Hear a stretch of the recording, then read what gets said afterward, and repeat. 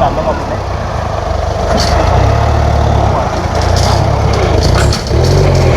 โอ้ย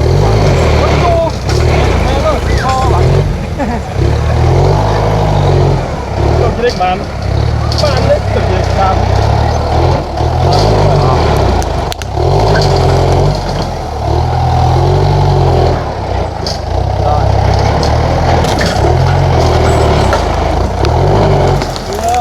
แต่พุ่นมาพี่กับประมาณ 6-7 เมตรแล้วพี่น้อยเนาะได้แล้วปูเขื่อนประมาณเสิงกับรถเลยเสิงกับรถอันชนกับเพื่อนซะก็มีนะ เนี่ย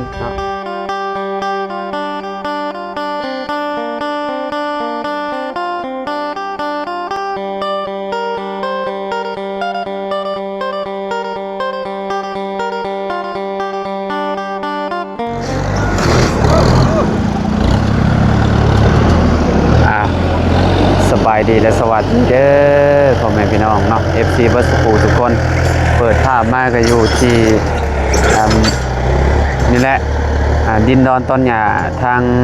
หนองเลี้ยงเพิ่นกำลังปรับอยู่พ่อแม่พี่น้องเนาะ ต้นเล็กต้องเอาออกแล้วนี่เนาะ แม่นอะไร ครับลักษณะแบบนี้เดี๋ยวจะสบายดีเด้อเนาะ โดยสบายดีปรับให้มันเพียงอะไรอยู่ในเทิงน่ะบ่ได้ถึงขั้นว่าสิเอาลงให้มันเพียงกับทางนี้ดอกแต่มันได้ปลูกเขื่อนให้มันเพียงหม่องเทิงอ่ะนะ ใช่ฉันนอกของมีมันจะ เจ้าคงมีก็จะไปใช้เนาะสบายดีแบบบ่หลาย สบายดี โดยพอเพิ่นมาตั้งแต่เช้าๆจักอันนี้เนาะไอ้น้องเอ้ยปรับได้หลายเติบเลยเจ้าของเพิ่นไปทางใดเจ้าของอันเอาดินเขาเฮือนก็ได้เนาะเจ้าคงมี อันนั้นเอาดินเขาเลื่อนนี่ก็ต้องหาคน แม่นแบบว่าให้ชาวกงมีซอยน้ำหาอะไร 2 ล้าน แบบว่าให้ชาวกงมีซอยจาก2 ล้านแล้วเขาก็ปรับดินอยู่เทิงหมดแหละเนาะ บัวมันเขาคงมีลมแรงเนาะเอาดินเขาเลื่อนน้ำบอลหรือว่าปั๊บหนังเพียงขึ้นเนาะเป็นต่ำเนาะ จึงเลยเอาเข่าแต่ในเฮือนนี่แหละว่าเขาคือว่า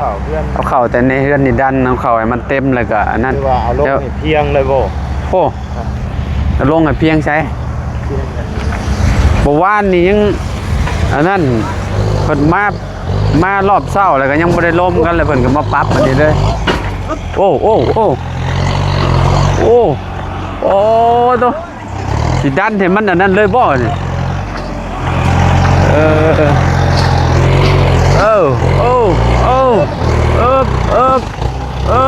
โอ้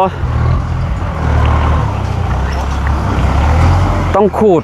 ว่าต้องขูดลงอีกแล้วนี่เนาะสบายดีประตูว่าต้องขูดลงอีกแล้วนี่เนาะมันยังบ่เพียงมันยังหลายอยู่นี่ แม่บ่ได้บ่มือถึงแม่บ่ กบโดบนี่เนาะแม่นแล้วต้องปรับลงนะ ทำนี่ก็ปรับเพราะว่าบ่ได้ปรับประจำนี่มันสิเป็นใกล้ๆทั้งแต่เส้นเนี่ยแต่ว่าทางที่ดีเนี่ยอาจารย์ให้เพิ่นหาแต่ผลลงมา หาพี่เนาะ เฮ็ดร่องน้ำอันน่าจะ เดี๋ยวเพิ่นหาลงมาเฮ็ดติ แม่นเพื่อร่องน้ำร่องหยังนี่เพื่อเฮาลงมาสวยงามเลย พี่เลยพี่ให้เพิ่นหาลงไปแต่พี่ แม่น แต่แป้งลงไปพุ่น แล้วมันสิเป็นไปซั่นเลยก็เฮ็ดร่องน้ำลงนี้ลงมัน เฮ็ดน้ำลงน้ำลงนี่เนาะ แม่น เฮ็ดน้ำลงนี่แล้วก็มันก็สิไหลลงไปพุ่นเลยเนาะ แม่นจ้ะลองตรงนี้แล้วตกข้างเลย แต่ว่าเฮ็ดจังนี้แล้วเขาจะได้ขุดร่องพระลงอีกเด้ ต้องมาบุกอยู่พี่ติมองแดนพอดีเลยเนาะ แม่นถ้าบ่ได้ฮอดแดนก็แม่นมองนี่ก็ได้ น้ำมองนี่เนาะมองนี่เนาะให้มันลอง เสิร์ฟตรงนี้ลงไปแล้วก็สิพ่วงเลยบาดนี้นะ แล้วนี่ยังบ่ได้ลงกันคักเลยนี่นะก็เจ้ามาเฮ็ดแหละเมื่อวานนี่ว้าไว้ซื่อๆเมื่อวานนี่นะ เมื่อวานนี้นะ แม่น ปล่อยจังว่าเอ้ามาเพิ่นลงมือ เจ้ามาแล้วก็จะมาลงมา ว่าคัน6ล้านนะดูว่าจังซี่ แม่น ปล่อยจังว่ามันตกลงกันเรียบร้อยแล้วบ่ว่าดูว่าจังไดวะยังบ่ได้ชี้จุดเลยว่าเอาเท่าไหร่ แม่นยังบ่ได้ซี่ก็เจ้ามาเฮ็ดก่อนแล้ว บ่ได้ต้องถามน้องของมีบ่ได้ ใช่ชาวกองมีเนาะ เพิ่นขึ้นมาเลยขึ้นมาเลย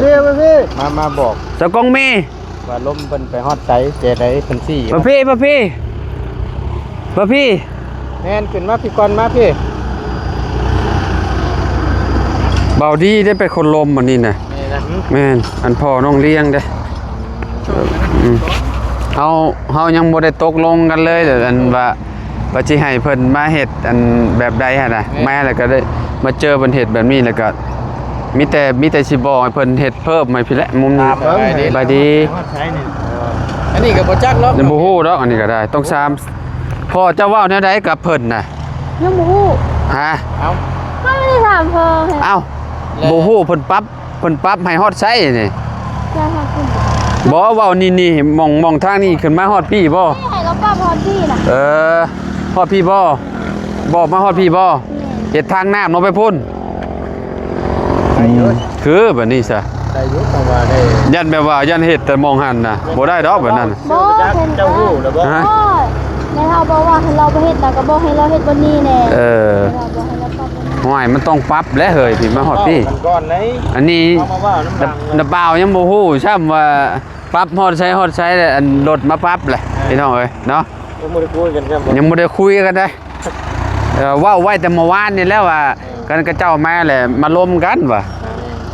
กระเจ้าก็ลงมือเฮ็ดแหละอย่างได้เฮากับในราคา6ล้านเฮาต้องมาฮอดพี่แหละเป็นความน้องเลี้ยงว่าแล้วฮอดพุ่นแล้วแปลงฮอดพุ่น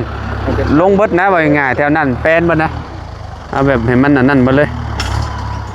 มันก็สิได้เพียงเด้ สิได้เพียงแบบว่าทางนี้มันก็สิลิฟไปเลยเนาะแม่นเซากองมีน่ะสิฮู้อยู่เนาะ เดี๋ยวตามเดี๋ยวตามเลย นุ่ง งานเดินเข้าโรงงาน เผาโรงงาน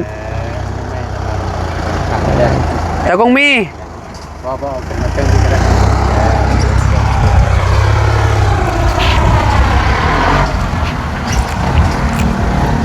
แล้วเบ้าจะ สบายดีเด้อเซากองมีเด้อปั๊มฮอดพุ่นเหรอวะ ไหนเจาะ ว่า ลัก ฮอด ไหน ฮอดมุมนี่เหรอวะ อย่าไปเจาะลักแล้วก็ไม่ อ้าวทุกเจ้าลมกันแบบไดซะ พ่อต้องเลี้ยงบอกเรามึง ไหน ค่ะไหน ฮอดพุ่นบ่ฮอดหมองเลี้ยงผมบ่แล้วลงไปพุ่นอ้อมพุ่นเลย ไหนอย่าต่างไปออนสักไหนหาเอาจุ๊ เองแล้วจักยังบ่ ตรงโอ้ แล้วพี่จะถามพ่อแล้วบ่ได้สัก ผู้ที่ว่าลมงานได้นี่ไปดีโดยขออนุญาตแน่พี่น้อยเนาะเอาลมกันฮอดไซไอ้ปรับดิน เราว่าสิเฮ็ดแบบให้เพียงนี่เฮ็ดสองชั้นแบบชั้น ฮะ สองชั้น โดยแบบนี้เฮ็ดชั้นหนึงนะ ทำซั่นเนาะ บ่ต่ำก็ได้เราว่ายันต่ำตอนนั้นเราอย่าเอาแพงอีกนี่แบบเฮาเฮ็ดให้เพียงนี่ซื่อนี่นะ แล้วก็แปลงทางให้ลง โดย ฮอดไซเจ้าให้เพิ่นปรับ ให้ค่า สุดปุ๊บบ่ ฮะฮอดไซ ค่านี้แหละให้คือ บ่มุมนั่นฮอดชุดเลยบ่ แม่น เจ้าคือบ่ให้ ก็เฮาว่าเฮาเว้าราคาตึกนี้แหละยันเขาบ่เฮ็ดอีกแต่เนาะ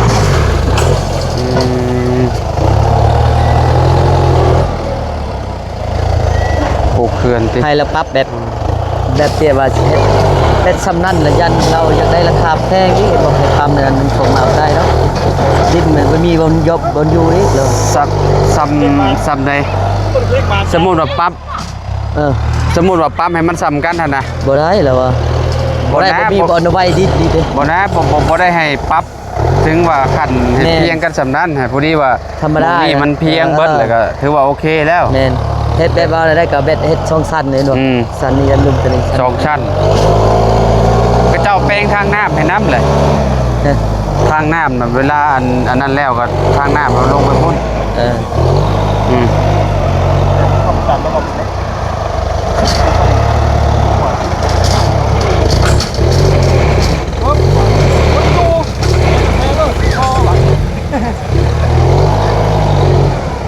เล็กมันบ้านเล็กตึกเล็กตาม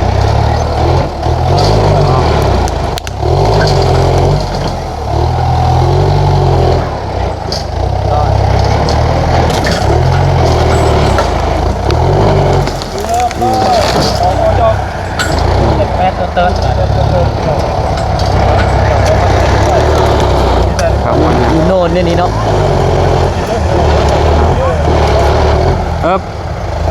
อยู่โน่นได้นี่เนาะพยานมันลมพัดที่หัวเนาะเป็นอย่างเนาะเขาก็แบบนั้นเห็นป่ะใส่นั่นตีนมันเห็นป่ะ แม่น ถ้าใส่ไปตั้งเสื้อยาน บอกเพิ่นตื้มไม่ได้นี่นะถ้าว่าดินมันบงโบตรงว่าดินมันเรือหรอกคือทำออกนี่ว่าดินมันเรือจังแหปั๊บดันเขาเพื่อนนอกตรงนี้นะรอบข้างนะถ้ามันชุ่มหรือเศร้านะบอกว่าเต้เลยเนี่ยกวดดินอร่อยป้ามันรอบข้างนะครับ ดินดีบ่ กวดเอาดินพวกนี้นะครับ กวดมาไว้บนหน้าเดือนก็มีนะเนาะ นี่ครับ แม่น ดีๆเลย พี่น้องเอ้ยเนาะตอนนี้ทางอ้ายเพิ่นว่าปรับมาฮอดพี่และพี่น้องทางเบาดีเนาะบอกเพิ่นเนาะเวลาปลูกเฮือนก็เอาสียับมาทางนี้เนาะ แม่น เอายับมาทางหลังนี่แหละ ต้องจำนี่ก็อนาคตข้างหน้าบางเทื่อการนั้นเขาจะได้เดินเขามีแต่เฮาบางเทื่อเฮาขุดอีกแล้วจำเป็นแล้ว เจ้าได้บอกกับเจ้าละบ่กับเจ้า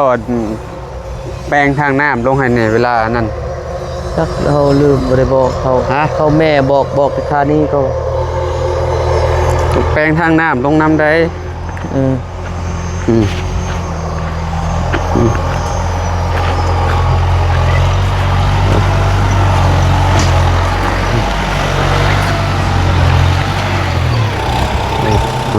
ต้องใส่ไผ่ตรงนี้ เพื่อน ใส่ ก็สิอยู่มุมนั่นแหละ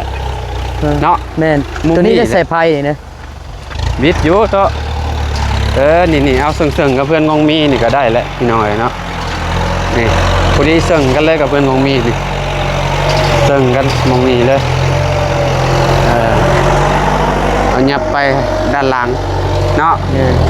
เอาเสิ่งประมาณเสิ่งเพื่อนงงมีนี่แหละโอ้อันนี้ก็บ่แม่นเกือบ10 เมตรแล้วบ่จักอันนี้เนาะ พี่ สำนั้นนะ ด้านหลังพี่เนาะ แม่น ยับมา1 เมตร 2 เมตร 3 เมตร 4 เมตร 5 เมตร 6 เมตร6 เมตรน่ะสิตกอยู่นี้ แม่น พี่น้องเอ้ยนี่ตกมาอยู่หมองนี้เนาะประมาณนี้แหละเนาะ ประมาณนี้แหละ เฮือนก็มีน่ะจังเม็ดน่ะความยาว ความยาว12บ่เขาว่า แต่แปลงทางน้ำลงนี่ก็เจ้าดันลงมาแหละวันนี้เฮาก็แปลงทางน้ำลงไปทางนั้นบอกกับเจ้าเด้อ โดย บอกกับเจ้าให้เอาทางน้ำลงให้แน่ลงไปหมองหัน ให้ตัวนั้นทม แม่นอันเวลาเฮาปรับแล้วเรียบร้อยนะ แม่น หนทางได้บัดนี้สิเอาลงหมองได้บัดนี้ ทางลงนะบ่ ทางนี้แล้ว ลงหมองนี้เนาะ แม่นทางนี้แล้ว ลงหมองนี้เลยเนาะ แม่น นี่มีแต่บอกให้กับเจ้าปักให้มันงามได้หมองนี้เอาไปทางลง แบบเฮ็ดทางงามเลยแหละ เฮ็ดแบบเฮ็ดอันนั้นไป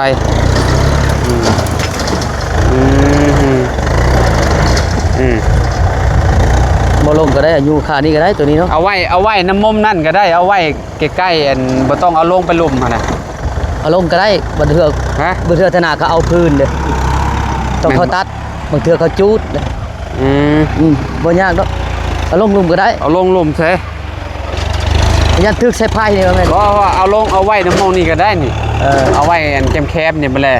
แลให้เมตู้อันนั้นยินบ่ดี แม่นเด้อ บ่แลให้เมตู้เล่าอีหยัง แล้วตัด ให้ แล้วเอา ตัดพื้นเอา เ เอาไว้มุมนั้น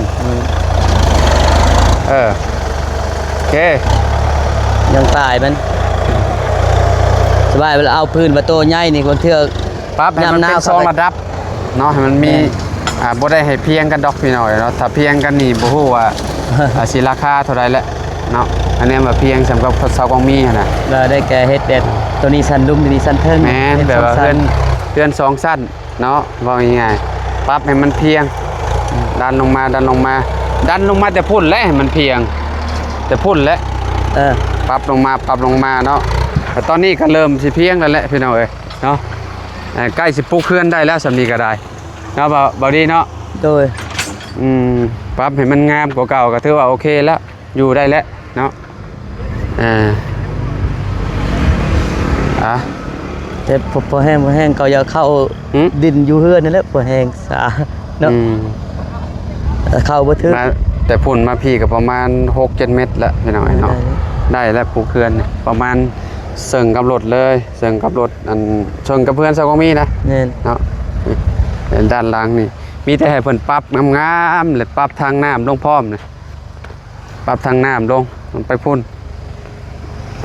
เทื่อกาสิเฮ็ดให้สิตั้งเฮือนคือต่ำบนสุดๆนี่บัดนี้เฮาสิเฮ็ดนาเฮือนบางเทื่ออันนั้นให้งามเฮ็ดนาเฮือนเห็นบ่ ทรงโมเดิร์นต้องเอาปิ่นไปแบบนี้ได้ แม่นปิ่นแบบนั้นแหละแต่บ่ตัวนี้ต่อเฮาไว้เดินได้แต่ตัวนี้ตัวนี้เฮาก็ต้องเฮา เจ้าสิตั้งมุมได้ ตั้ง ใช่ไหม ต้องเฮาสิตั้งบนนี้เฮ็ดสิงามมันมีดินมีเดินในนั้นเด้ มาตั้งอยู่พี่บ่ แม่นงามเด้มันมีเดินทั้งนั้นมีเดินทางนี้เด้ ก็ได้คือกันยับ ได้ ไปพุ่นเนาะ ค่านี่เห็นบ่ ยับไปพุ่น ให้เราเฮ็ดเพียงนี่ จากต่อนี่ก็ถือว่า6-7 เมตรแล้วเนาะประมาณจำนี่เนาะ แม่น ไปพุ่นทางนั้นก็เป็นหน้าบ้านเนาะ โดย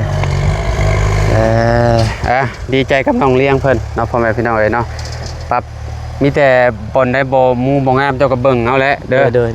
บอกกับเจ้าแหละเนาะบางทีชุมเฮาบ่อยู่เจ้าก็เบิ่งเอาอะไรเด้อ โดย พ่อแม่พี่น้องเอ้ยเนาะเฮาก็สิไปหากินข้าวกินน้ำก่อนเนาะรวมกับ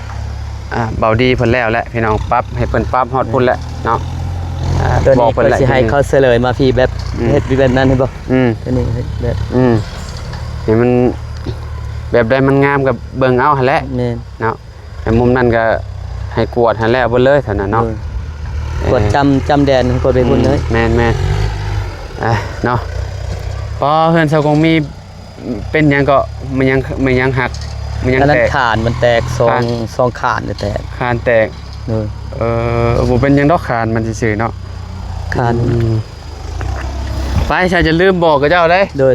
บอกกับเจ้าให้เฮ็ดตามนั่นแหละเนาะ สบายดี สบายดีเด้อ สบายดีเด้อ ไปพี่น้องเนาะจังได๋ก็ขอบคุณหลายๆเด้อพี่น้องเนาะของปลายไปทุกคนอยู่ดีมีแฮงเนาะเดี๋ยวอันจะมาเบิ่งใหม่อีกเทื่อนึงพี่น้องบ่ฮู้ว่าเพิ่นสิเห็นแล้วมื้อนี้บ่หรือว่าจังใดเนาะเอาพบกันคลิปหน้าสำหรับคลิปนี้ไปแล้วสบายดีพี่น้องพอกันใหม่